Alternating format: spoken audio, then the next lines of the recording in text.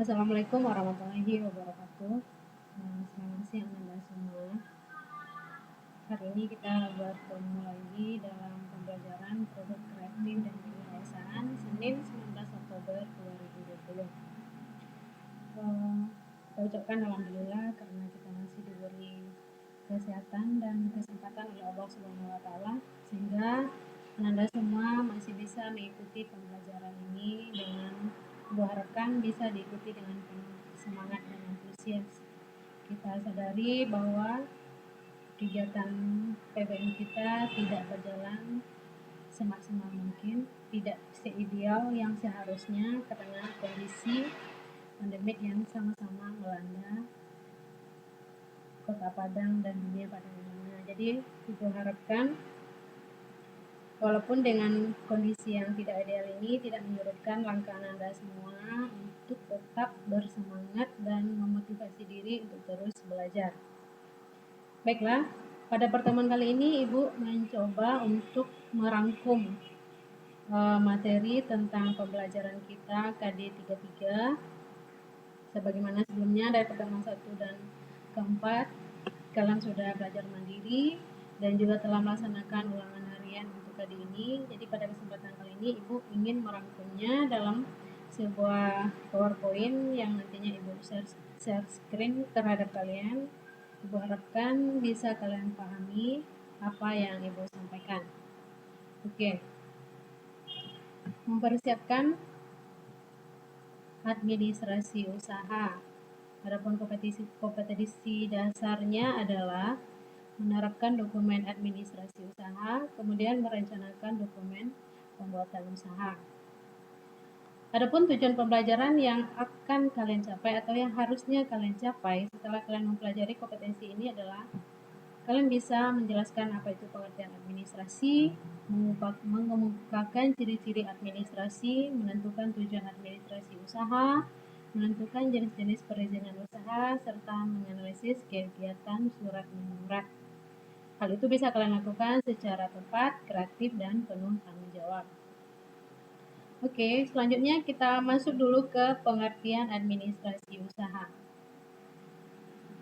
Pengertian administrasi usaha di sini ada menurut dua orang para ahli. Yang pertama, H.A. Simon mengatakan kegiatan administrasi itu adalah kegiatan dari suatu kelompok orang yang mengadakan kerjasama untuk mencapai tujuan bersama. Jadi kata kuncinya di sini adalah adanya sekelompok orang kemudian mengadakan kerjasama dan mempunyai atau mencapai tujuan bersama. Oke, itu yang pertama menurut H.A. Simon. Kemudian yang kedua, menurut Profesor Dr. Prayudi Atmosudirjo yang mengatakan administrasi itu adalah proses yang umumnya terletak pada kelompok negara atau swasta, sipil atau militer, usaha besar atau kecil, serta berbagai bentuk perkumpulan untuk mencapai tujuan bersama. Nah, jadi administrasi itu adalah bisa terjadi atau bisa terdapat pada suatu negara atau suatu swasta, suatu organisasi, apakah dia sipil atau militer, apakah usahanya itu besar atau kecil, termasuk usaha yang dilakukan atau yang dijalankan oleh seorang wirausaha, serta berbagai bentuk perkumpulan untuk mencapai tujuan bersama. Itu adalah pengertian administrasi. Oke, kemudian kita lanjut. Dengan begitu, administrasi itu mempunyai ciri-ciri sebagai berikut. Yang pertama adalah adanya sekelompok orang. Yang kemudian yang kedua adalah adanya kerjasama dari sekelompok orang tersebut, orang-orang yang ada dalam perkumpulan atau organisasi tersebut. Contoh di sini tentu saja perusahaan atau usaha yang dijalankan oleh wirausaha. Kemudian adanya tujuan yang harus dicapai.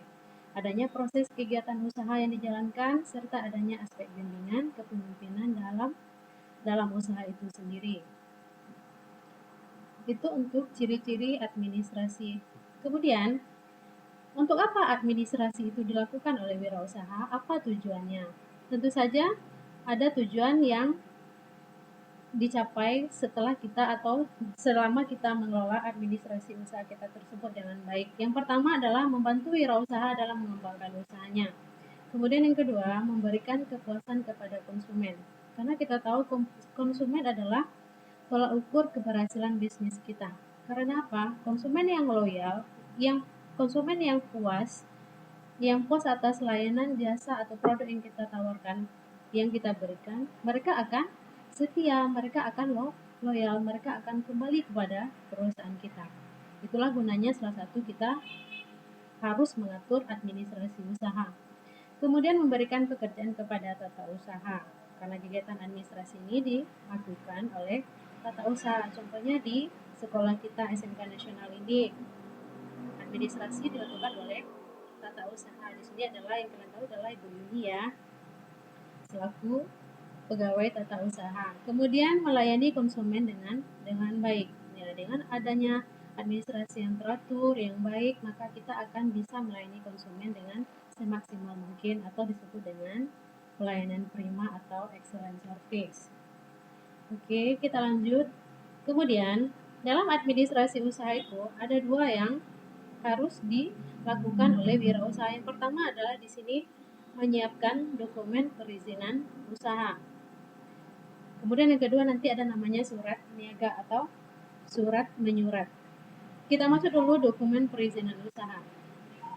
Dalam dokumen perizinan usaha, sebelum mendirikan usaha, wirausaha atau perusahaan harus menyiapkan beberapa dokumen perizinan usaha agar usaha yang mereka lakukan itu aman, nyaman, tidak terkendala atau tidak diganggu oleh pihak-pihak manapun yang tidak bertanggung jawab. Oleh karena itu, kalau usaha kita itu legal, cukup surat-suratnya, cukup administrasinya, kita bisa menjalankan usaha dengan baik dan nyaman. Adapun dokumen yang dimaksud itu antara lain, yang pertama ada namanya SIUP. SIUP itu adalah surat izin usaha perdagangan. SIUP ini dikeluarkan oleh di Departemen Kementerian Perdagangan. Jadi siapa yang harus mengurus SIUP ini? Karena dia adalah surat izin usaha perdagangan, jadi wirausaha atau pengusaha yang usahanya bergerak di bidang perdagangan, maka harus mengurus atau memiliki SIUP ini. Surat izin usaha perdagangan ini terbagi dua, ada namanya SIUP besar dan ada namanya SIUP kecil. SIUP besar adalah SIUP yang dimiliki oleh perusahaan besar yang masa berlakunya hanya 5 tahun, hanya 5 tahun. Jadi setelah akhir tahun kelima, perusahaan wajib memperpanjang masa berlaku SIUP-nya. Sementara SIUP yang kedua disebut dengan SIUP kecil. SIUP kecil adalah SIUP masa berlakunya tidak terbatas. Jadi untuk perusahaan-perusahaan kecil seperti wirausaha, jadi masa berlakunya tidak terbatas. Sepanjang perusahaan masih berdiri, masih beroperasi, maka SIUP-nya tetap aktif atau tetap berlaku. Kemudian SITU. SITU adalah surat izin tempat usaha. SITU ini adalah surat izin yang dikeluarkan oleh pemerintah daerah tingkat 2.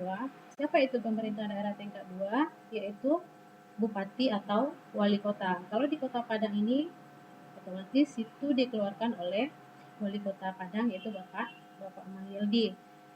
Kemudian yang ketiga ada namanya NPWP, nomor pokok wajib pajak. Kita ketahui setiap pelaku usaha wajib membayarkan pajak pendapatan dari usahanya. Nah, NPWP ini dikeluarkan oleh Direktorat Jenderal Pajak. Kemudian yang keempat ada namanya TDP. TDP itu adalah tanda daftar perusahaan. Di mana perusahaan kita terdaftar? Tentu di Kementerian Perdagangan dan Perindustrian. Nama lain TDP ini ada namanya NRG, yaitu nomor registrasi perusahaan. Selanjutnya itu adalah administrasi usaha yang pertama. Kemudian ada administrasi usaha yang kedua adalah surat. Di sini adalah surat niaga, karena kegiatan kita bergerak di bidang perniagaan atau perusahaan. Surat niaga itu adalah surat yang dikeluarkan oleh seseorang atau badan untuk kepentingan dagang atau kepentingan usaha. Nah, dalam surat niaga ini ada beberapa jenis surat yang biasanya dipergunakan dalam kegiatan perdagangan atau perniagaan. Yang pertama adalah surat perkenalan. Surat perkenalan itu adalah surat yang ditujukan oleh si perusahaan, oleh wirausaha kepada kliennya atau kepada calon konsumen yang memperkenalkan mengenai perusahaannya. Jadi surat itu dikeluarkan oleh wirausaha kepada pihak luar, memperkenalkan tentang perusahaannya, apakah perusahaannya bergerak di bidang apakah perusahaan mereka itu bergerak di bidang perdagangan, produksi, atau jasa. Kemudian yang kedua adalah surat permintaan penawaran. Surat permintaan penawaran ini adalah surat yang ditulis oleh klien atau konsumen kepada perusahaan yang memberikan surat perkenalan tadi. Berdasarkan surat perkenalan tadi, maka konsumen membuat surat permintaan penawaran.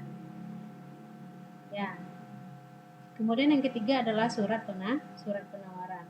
Nah, surat penawaran ini adalah surat yang ditulis oleh wirausaha atau badan usaha yang ingin menawarkan barang-barang atau produk dari perusahaannya kepada si calon konsumen tadi atau si klien tadi.